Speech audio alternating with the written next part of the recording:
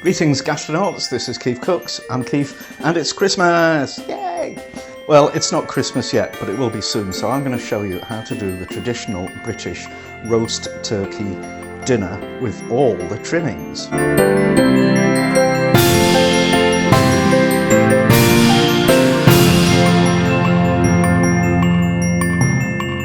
And a lot of people get into a total panic when they have to do this because, first of all, it's a whopping great bird. You never normally cook anything that big. And all the trimmings can mean, maybe 10 different elements, and you don't normally do that either. Added to that, there's your family likely milling around and pestering you, and you don't like most of them. Or maybe you do if you're lucky. And all in all, it's just a total recipe for stress. So one way to take the stress out is do as much as possible before the big day. And you can do quite a lot. And the other thing is, don't do every vegetable on earth. Don't do potatoes 10 ways. Just keep it simple, but make it really good. And you'll be all right, I think. So let's do it. Now, the first thing you want to do is preheat your oven to 160 degrees Celsius, if it's a fan oven, or 180 if it isn't. And then work out your cooking time for your turkey. If it's you bought a frozen one from the supermarket, it will probably tell you how long to cook it for. I would recommend you cook it for about half an hour less, and then test the temperature, because they will err on the side of caution, and you'll likely get quite a dry bird, and what we want is moist and juicy. So the recommended safe end point temperature for turkey is 82 degrees Celsius, and as long as you've hit that, then you're good to go. Now, this is actually quite a small turkey. It's only 3.5 kilos, which is still going to feed me and Mrs. KeefCooks for a week. And it looks a bit weird because I've taken the wings off. The wings on a bird this size are good for nothing except stock, and I made them in a stock with the giblets to my standard chicken stock recipe. But it came with the heart and the liver separately in this little leaky bag. So more about that later. I need to get this in the oven. Now, what I like to do is have some vegetables in the bottom of the pan, which will add flavour to the basting juices. So this is your standard mirepoix mix: carrot, celery and onion. Right, so just cut your veggies into thin slices and arrange them on the bottom of the tin. And now grab the turkey on a wire rack that fits in the tin and smear it with butter. You want to pack the skin quite dry before you start, because if it has been frozen it will be quite wet. Some posh chefs like to shove herbs and stuff under the skin and general messing about. I sometimes do that, but this is just your basic traditional way of doing it. Good seasoning of salt and ground black pepper. So right, that goes in the oven. I'm going to give it an hour and a half, and then I'm going to test the temperature. The package says this will take 2 hours and 20 minutes, but as I said, I don't trust it.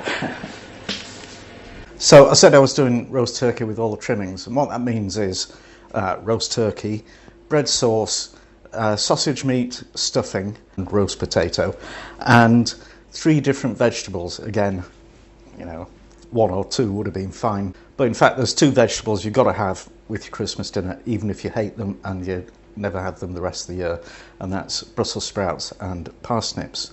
Now, sprouts deservedly have a bad rap because they're awful, in my opinion, but in the last few years I've found a few ways where I can actually manage to enjoy 1 or 2, but I still wouldn't write home about them.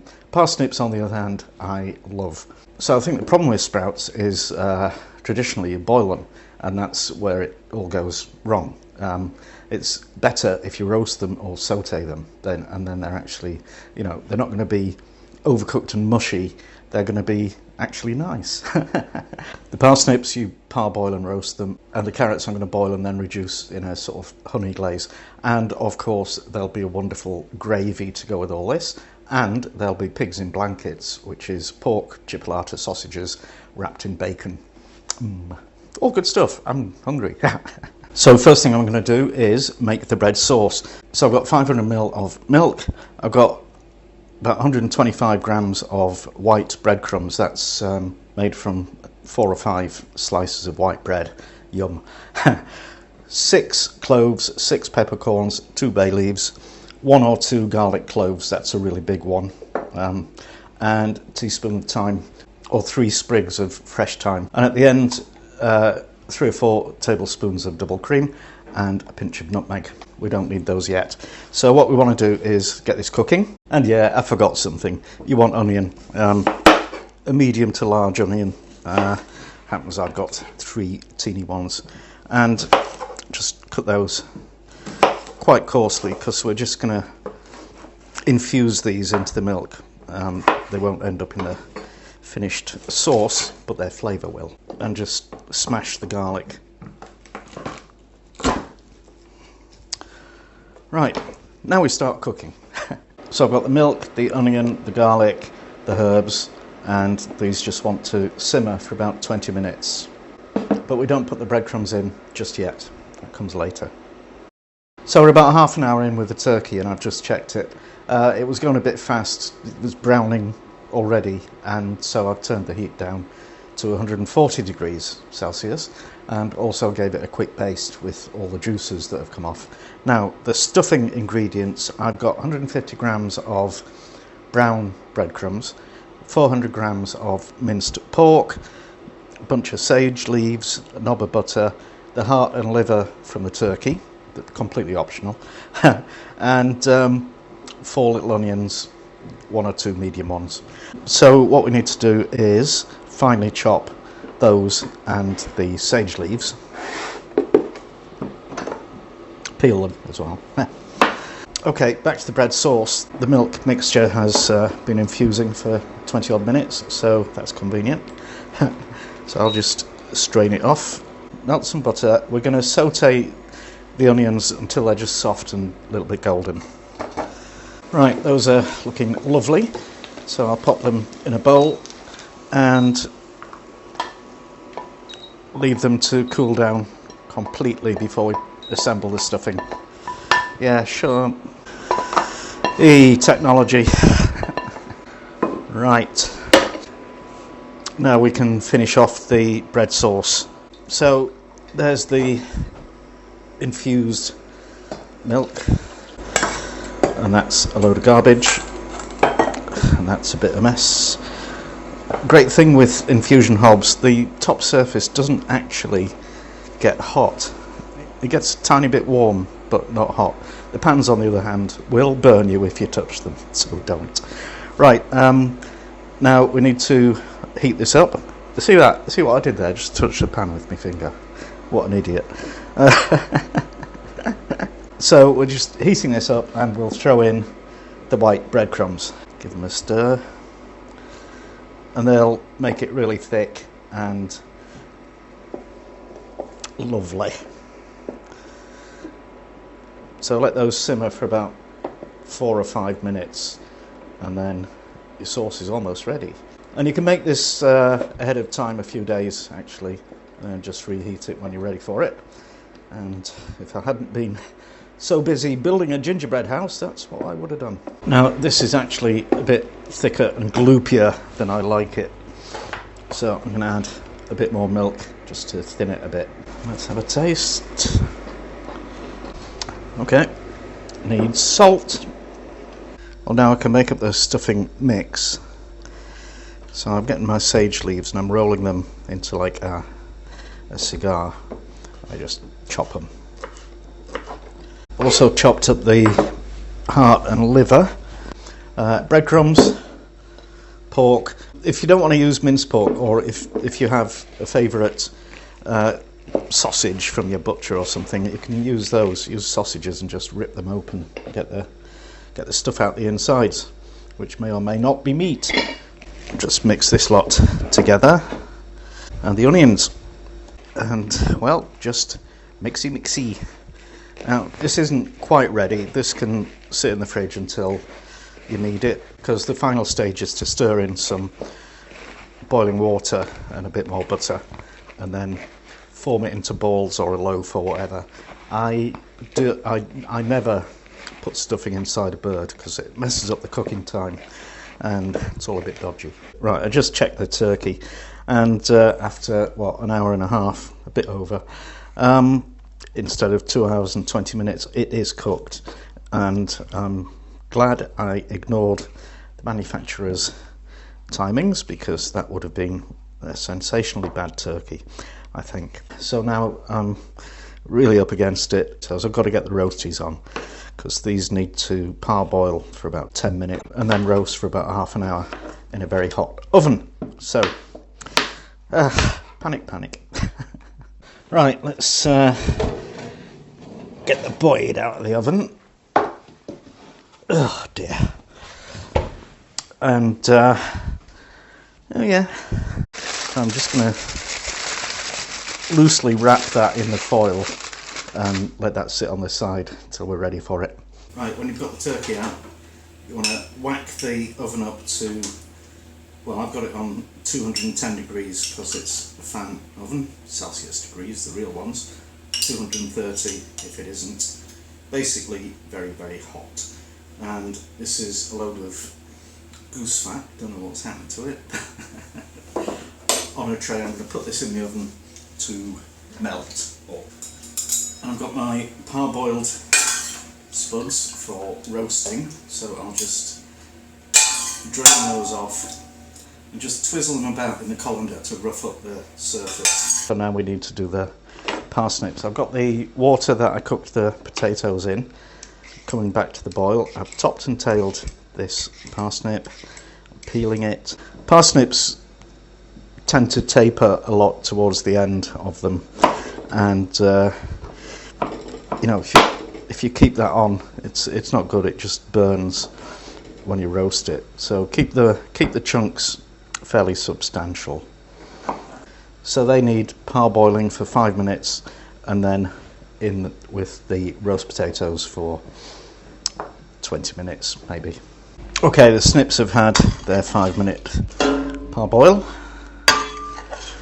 so we'll just get them out of there. Ooh, that's hot. Okay, so there's the roasties coming on nicely, and I'll throw the snips in. Whoops! Now I'm going to make the pigs in blankets, and so I've got these pork chipolata sausages. Chipolata refers to the sort of diameter. It's a small diameter, but it's a long length. Those are too long. They need to be that long. I've also got some smoked streaky bacon, and we just wrap them in this bacon, which is quite skinny, so do it on an angle and it'll roll itself across the width of the banger, sort of like that. Again, this is something you could do ahead of time to save a last minute panic. I'm going to put the PIBs in.